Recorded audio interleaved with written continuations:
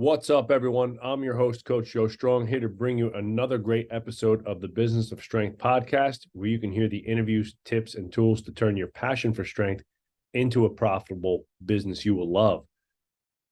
Do not forget our next live immersion right here at Varsity House. Come spend 2 days with us, Thursday and Friday, November 30th, December 1st, 9 to 5, here at HQ. You can come and peek behind the curtain and see everything that we do with our team. We'll spend time at the front desk. We'll spend time at the training floor. We'll spend time in the boardroom going over our systems, processes, and people, so you leave with a clear blueprint of success of how we've done it and scaled our business since 2006.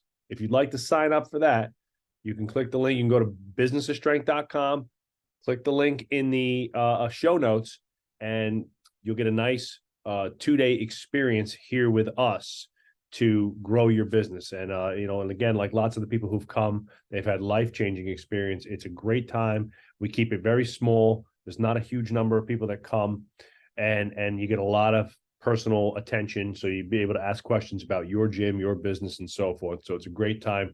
If you want to make the trip out, come see what it's all about here at VH. We'd love to have you. That's November 30th, December 1st. Go to businessofstrength.com to register, or click the show notes wherever podcasts are found. Okay. Today, I'm going to talk about hiring. And I'm going to make this quick, short, and sweet. And we're going to talk about how to get, keep, and retain better employees. And at some point in your journey as a business owner, you're going to grow your business, and that means you're going to have to grow your team, and you're going to have to add more people. And the better the people, the better and faster you can grow. It's a simple equation. Better players make better plays, right? Now, over the years, we've changed our tune a little bit. And years ago, and the majority of the first decade of Varsity House, the only way you got hired here was if you came through our internship. And you look at all of our original employees, Big Mike was the first. Then we had Nick. Nick's no longer with us, but he was a great employee. He became a cop, right? Was with us for a bunch of years. Okay. We had Joey Mack, who's still with us, intern. We had Sean Mathis, intern. We had Simone Letta, intern. We had Adam Menner, who's our director of training and partner in the Business of Strength here, and intern. Okay. Kat, our facility leader in Ridgewood, intern. Okay. And all of them, except for maybe one. No, I think they're all Montclair State alumni. So go Redhawks. Okay, so the reality is that we built our business and our brand off the backs of our interns to part-time hires to full-time hires in a sequence that we rode for a bunch of years that worked. And what we noticed was, just like marketing, I talk about this a lot, where the growth of the business, if you don't change the marketing and increase the growth of your marketing outputs, it will not support the growing business anymore. So again, like marketing, the marketing you did to get you to 250 grand won't get you to 500 or $1 million. And the same thing is true for your employees. The way in which you develop employees from 0 to 500K or your first $250,000 or whatever it might be, is not the same way that you're going to be able to develop employees when you're trying to get from $1 million to 2 million. And the reality is that the speed of which the process was occurring, a 10-week internship, we only did them in the summertime. I couldn't wait a whole year to get an employee. So we had to start making these hires externally, what we'll call a lateral hire from the outside world, using marketing to attract people and then bringing them into the business laterally as a much higher paid and a more higher qualified employee, right? So I wasn't getting the 22-year-old intern fresh out of college. I was looking for more of the 27 to 35-year-old, journeyman that has some experience, training and so forth. So, and like all businesses, there was a lot of trial and error. We hit some really good ones. We hit some not so good ones, and a little bit of everything in between, until we refined our processes and got really clear on what we needed and how we were going to deliver that message to people. Remember, recruiting is marketing.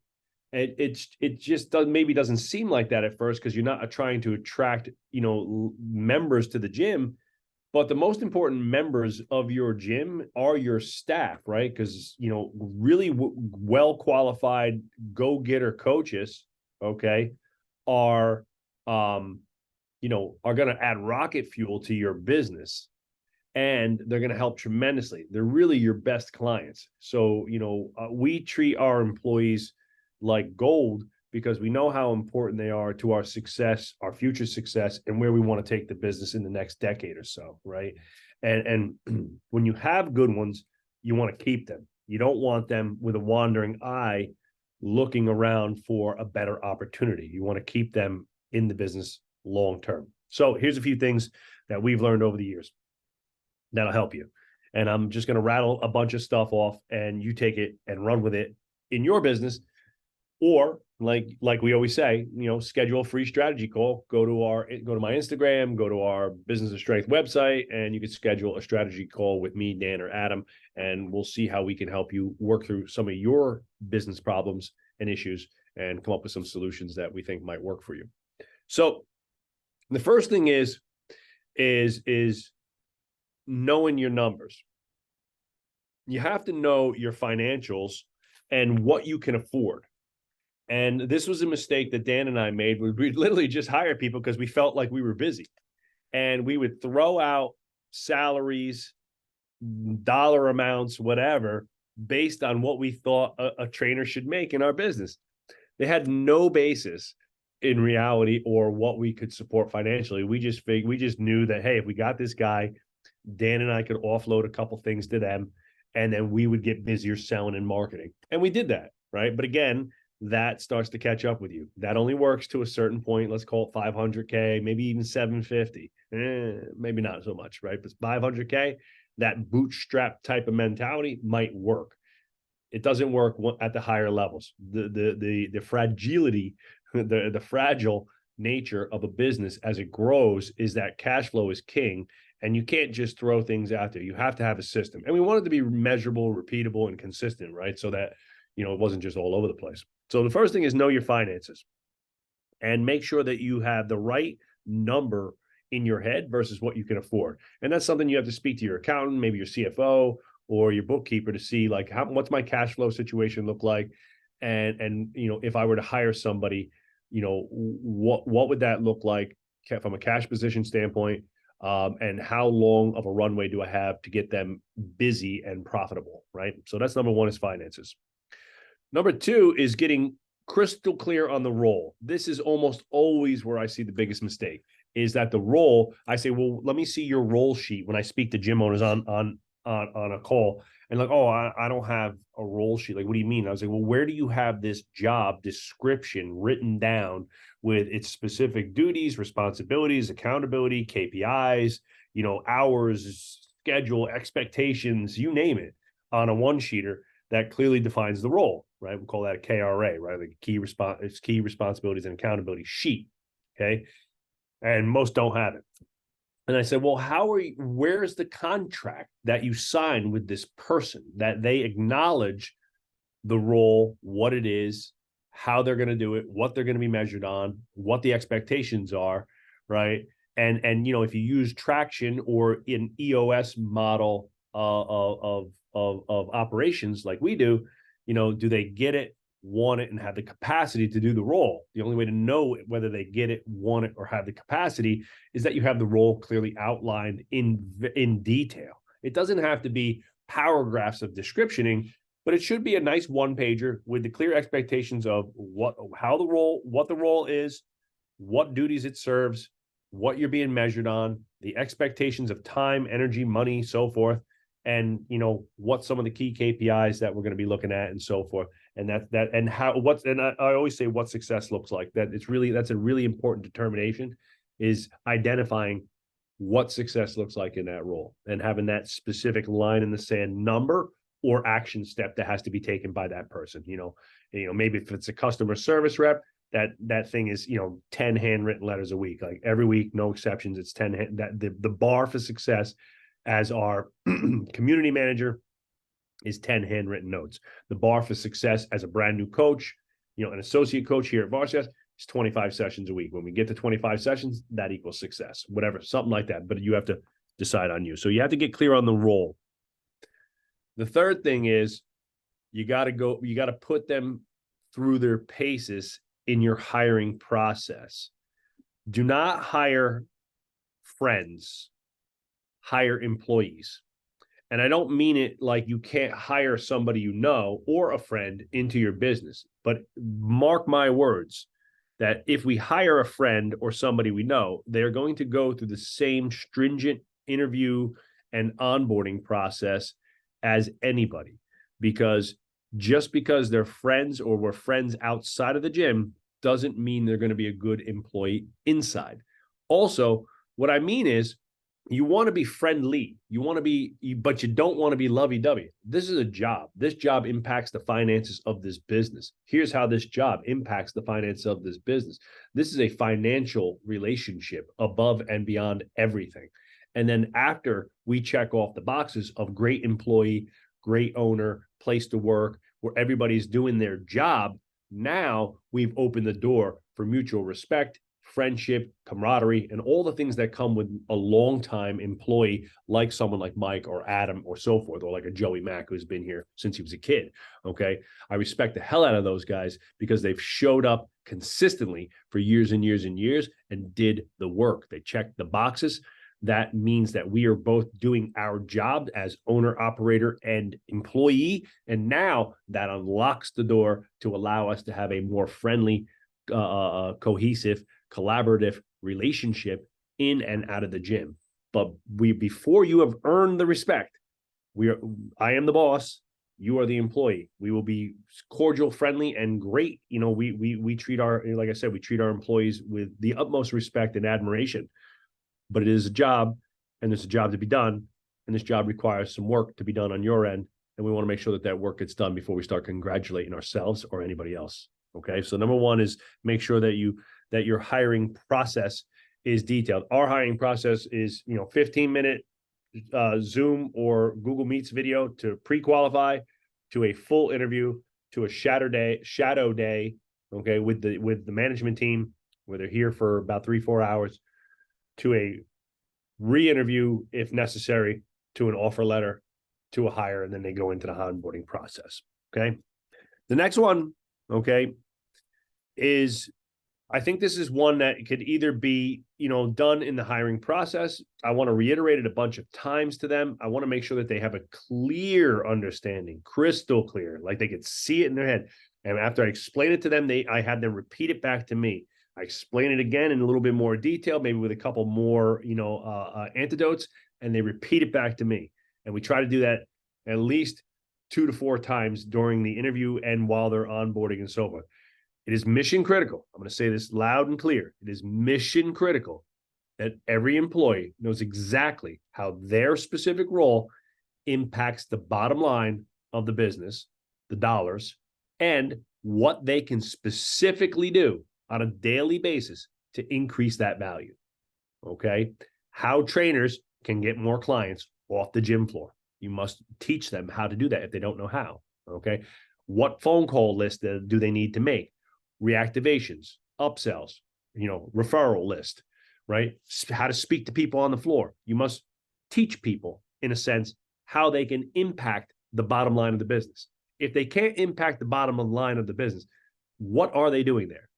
If it doesn't affect the money in some way, shape, or form, why do you need them? So make sure that that's crystal clear and they understand how their role affects the bottom line and what to do to make it more valuable. Number 4 or 5, I don't know what number I'm on now, is having a great onboarding program. So like I go to a lot of gyms and, I'll say, well, we usually start with marketing because that's what everybody wants to hear about. Everybody wants great marketing tips, tools, and tactics, right? Because they just think that that's the Band-Aid patch that's going to fix everything. If it just had 10 more leads, and then it's usually 10 more leads with crappy employees and shitty systems and a terrible schedule and underpriced services and a lot of other things that are happening. But, the default mechanism is leads, right?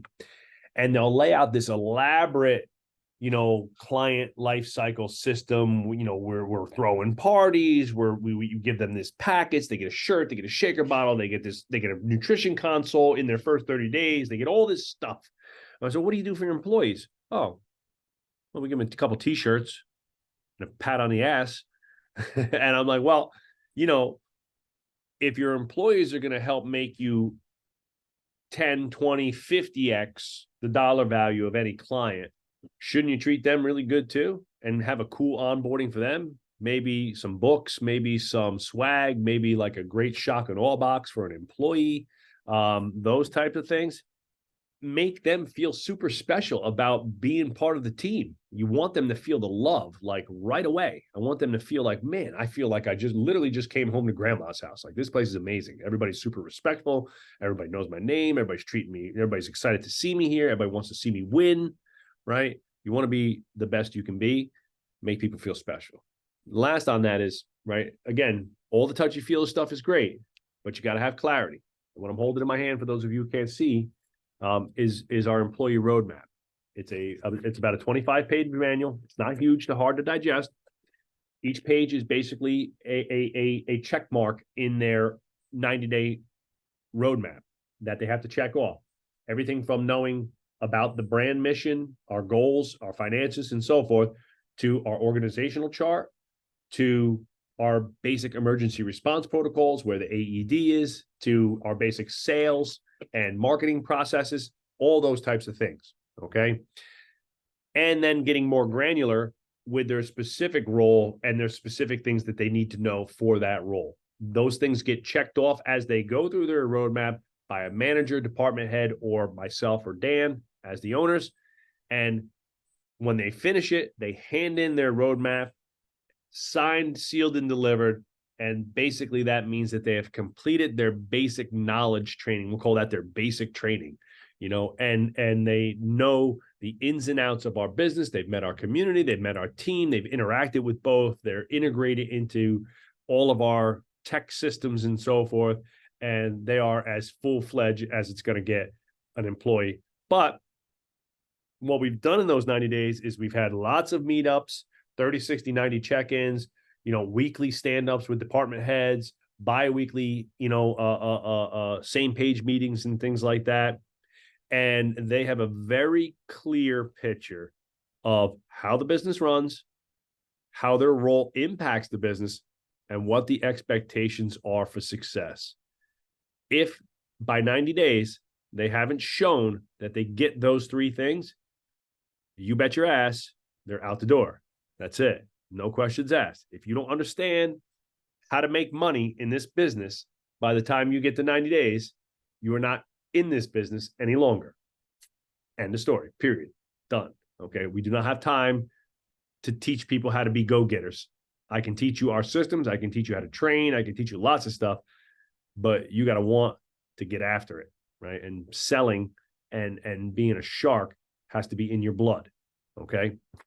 So the last thing is continuing ed, benefits, pay scale, career opportunities, okay, and all the other things that come with once we get past that like 90 to 180 day point, right? We're 6 months in, they've done the thing, they've checked off the boxes, they've been successful in the first 6 months, right? Like most relationships, they go pretty good for the first 6 months to a year. Then we start to see where, the attention wanes, accountability wanes, consistency wanes. And that's when you start to see a degradation in productivity and process, right? And then usually a relationship degrades and there's a rub, and somebody, obviously, I'm not getting fired here at Varsity House, so that person is generally then on their way out the door, right? We don't want to let that happen. We don't want our inability to lead to the destruction of a great employee because they didn't have the clarity and they lost track of what was needed to be done. Remember that employees are like marketing, they're like business. They have to constantly grow and they have to constantly produce more and more high quality work at different levels, right? Like, again, I use myself and Dan as examples. I used to coach 50 hours a week.